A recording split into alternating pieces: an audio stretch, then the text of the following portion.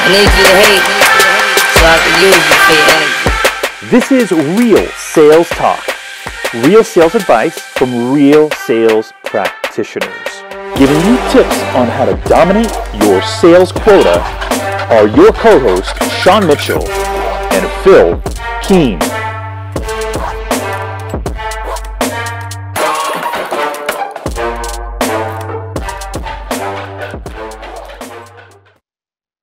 What's going on, everyone? Back with another episode of Real Sales Talk, Tech Talk. This is episode 32, and we are rocking and rolling. We've got two great tech tools, tech tips, two things to recommend to you to help you continue to grow yourself and be more successful in sales. So, Phill, what's going on with you? How are you? Crazy busy. So my sons are born like 5 days apart, so I'm bookended by two birthdays this week. Plus they had the it was Indianapolis 500 race week last weekend, so lots going on here in Indianapolis. So just busy, ready for summer to start, get the pool time going, you know, that kind of stuff. So Totally. Excited about that. What about you, Sean? What have I been up to? So my wife came back from a business trip this week. It's nice to have two people helping with the kids instead of one. Washed the car this late this morning. Found out I was going to take my car in to get tires rotated at Discount Tire. Found out they wouldn't rotate them because one of the tires in particular is showing some of the nylon inside of the tire. So it's I guess I've been a little bit too heavy on the acceleration. So I just found out I gotta replace some tires. You don't have the autopilot that's driving cautiously for you? No. In fact, that's no fun either, because especially when you want to go fast. Autopilot doesn't like that sort of thing. So there you go. Yeah, I was just looking at.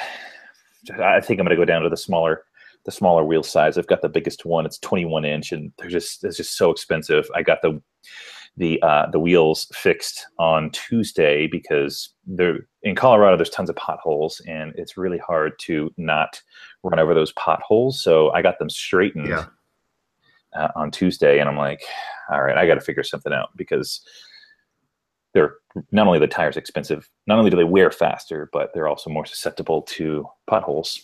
Yeah, which doesn't help where you're at. So no. All right, so let's dive in here. What tech tool are you going to be talking about? Yeah, Phill? so there's a company that went. I know everybody that's listening to Tech Talk, we appreciate you guys, but you guys are also sales nerds, geeks like I am, and I geek out on cool technology. So the company is Costello, new company that came out. They actually went generally available to the public about 2 weeks ago, maybe. I've seen a demo of the software twice now, and I've been extremely impressed by it. I'm not a user, so full disclosure, I've not physically used the software, but I've seen it close enough that it is impressive.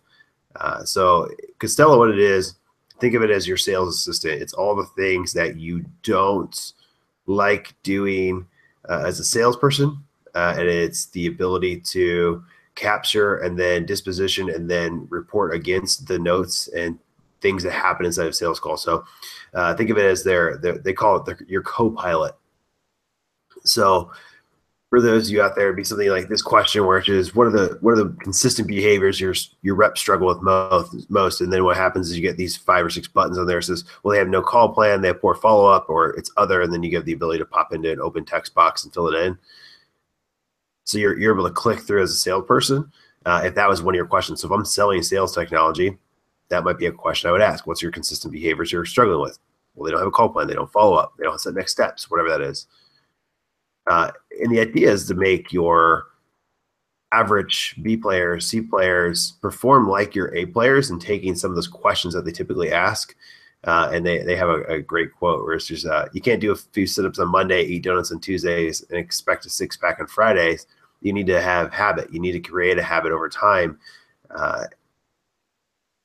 It's if you look at Abbott and Costello, I'm assuming that's where the name comes from, Costello, right? But the idea is to ask the right questions at the right times, and it's all the things that have to happen afterwards. So it's saying here, this is actually a screenshot of their software. If you guys are on YouTube, check it out. it forces you to do call prep. So it tells you, did you have prep or not for that call?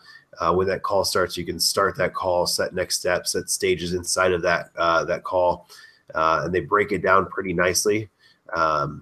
They showed some screenshots of what the future of the product's going to look like there, where it's going to basically allow you to have sections of a call. So maybe it goes from discovery to demonstration to setting next steps, and it allows you to organize things really nicely inside of that. Call prep notes, all of that. Like it's pretty impressive. I'm a big fan of this software. So if anybody's out there, it's and Costello, AndCostello.com. So andcostello.com. It's a cool piece of tech. So if you guys are out there, you're in sales, you're looking to make more consistent in your process. Also looks like they integrate with Salesforce, Gmail, G Calendar. Just awesome way to do it. Their quote's pretty cool, which is Copilot, Assistant, Hype Man. They do it all. Check, check, check. And then they have a form to fill out. So if you guys want to take a look, pretty cool piece of tech. So I'd love to see your thoughts, Sean, on just the idea of in front of you as a salesperson that you can create some consistency with the questions you're asking. Yeah, it looks really interesting. I mean, it seems like it might have a little bit of an artificial intelligence aspect to it. Is that? Yeah, I think that's the future of the product. So if you look at the roadmap, the idea would be at the end of your call, whenever you say, Sean, let's have a meeting next Tuesday, what it would do is it would send the calendar invite for you and I for next Tuesday. And then it would say, well, you also committed that you would send a proposal over by 5 p.m. on Friday. Here's your proposal. I'm going to send that out for you. Like all of that, I think that's the future of that product, is to get them to the place where they're doing some machine learning. And I think there's a lot of roadmap of where they can grow. The product itself, though, right now, really simple UI, easy to use. The idea is pretty straightforward. So anybody that's out there that's looking for something just to make yourself consistent, make your sales team consistent, it's definitely worth checking out. Cool. All right. Yeah, it looks really interesting. I'd love to take another, take a dive and take a look at it. What about you, Sean? What do you got? Yeah, so I'm going to talk a little bit about a book I just finished listening to, actually the second time over. I figured I'd listen to it again. This book is an autobiography about Elon Musk and his story from childhood to, I mean, it was written a couple of years ago or released a couple of years ago. So childhood to 2015. And it's called Elon Musk, Tesla, SpaceX, and the Quest for a Fantastic Future. And I found this one particularly interesting for a few reasons. Number one, the thing that stood out to me the most about this particular book is his resilience in the face of, going up against massive legacy industries like the automobile industry, the aerospace industry. I mean, these are well entrenched verticals, and he's coming in and he's thinking differently. He's challenging.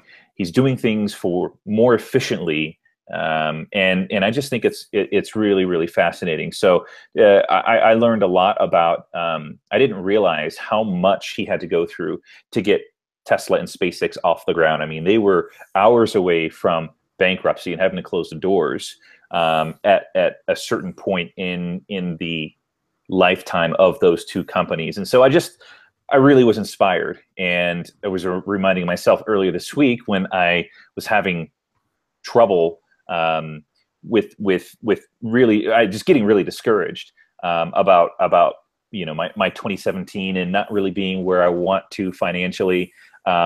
Things are definitely looking up, but I was just really encouraged by his resilience and his persistency to do something that he, really truly believed in. So, great book, highly recommend it. It's a pretty large one. So, if you're going to buy the physical copy, just be ready to go through it, over the course of, several hours, maybe even weeks, depending on how much you read and how fast you read. Yeah.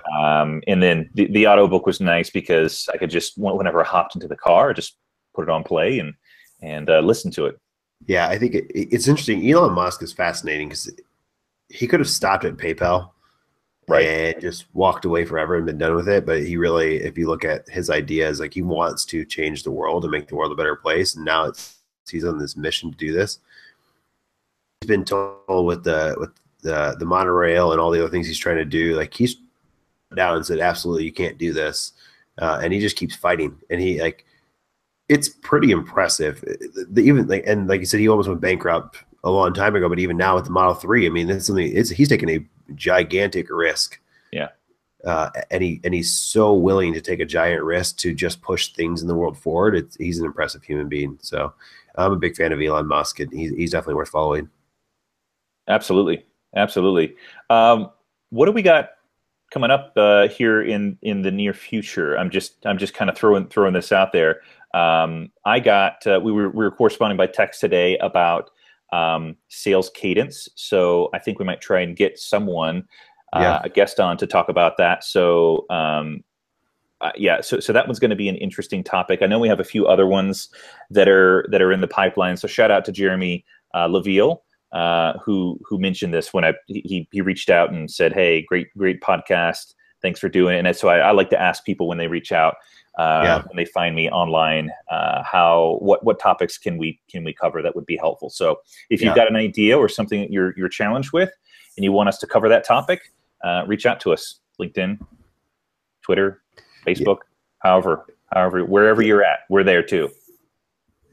Yeah, absolutely. It's fun. We've actually had a few more people pop up in the last week or so that are Real Sales Talk regular listeners, and it's really fun to interact with you guys. So if you're out there, send a shout out to Sean and myself, and we'd love to connect and just spend some time chatting. So we're definitely interested. Totally. All right. So that concludes episode 32 of Tech Talk. Thanks so much, Real Sales Talk family, for following along, and we appreciate you all. Have a great day and evening wherever you're at in the world, and talk to you soon.